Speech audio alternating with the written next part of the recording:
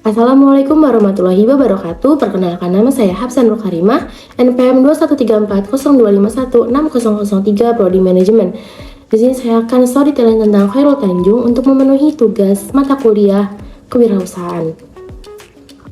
Nama Khairul Tanjung tentu sudah tidak asing lagi. Sosoknya yang sederhana dan sangat berdedikasi tinggi pada bisnis di Indonesia ini sangat menginspirasi saya.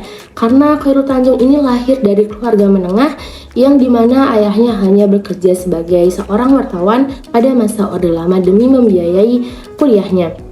Walaupun tidak lahir di keluarga kaya raya, Khairul Tanjung ini sukses membuktikan bahwa siapapun bisa mencapai kesuksesannya.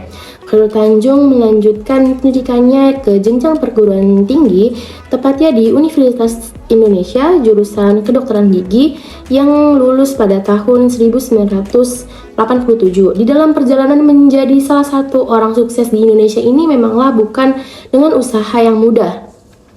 Pada saat kuliah dia mengalami kesulitan keuangan atau ekonomi. Saat itulah dia belajar berbisnis. Dahulu berdagang buku, fotokopi, hingga jasa pembuatan kaos. Dia juga pernah mendirikan toko peralatan kedokteran dan laboratorium, usaha kontraktor, sampai usaha rotan walaupun terus-menerus mengalami kebangkrutan. Meskipun gagal, sifatnya yang senang membangun relasi dengan berbagai perusahaan menghantarkan bisnisnya untuk mendirikan satu perusahaan yang bernama CT Corp atau PT CT Corpora yang melingkupi bidang keuangan, multimedia, dan properti. Sejauh ini usahanya memiliki posisi kuat di pasar konsumen.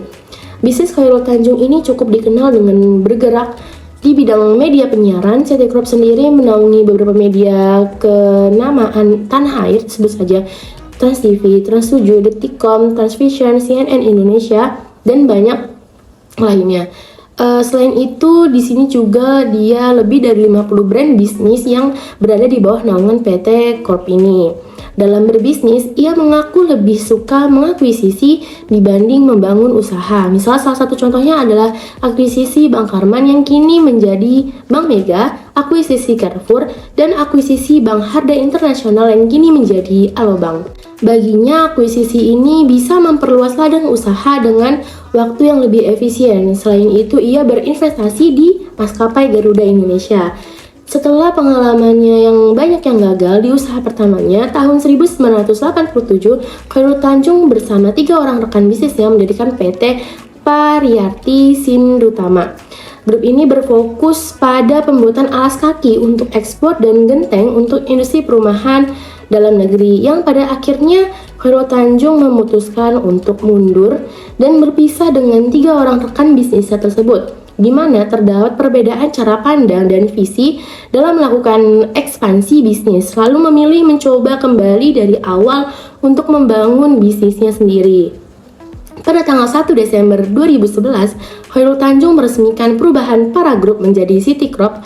City Corp terdiri dari 3 perusahaan subholding, yaitu Mega Corp, Trans Corp, dan City Global Resource yang meliputi layanan finansial, media, retail, gaya hidup, hiburan, dan sumber daya alam.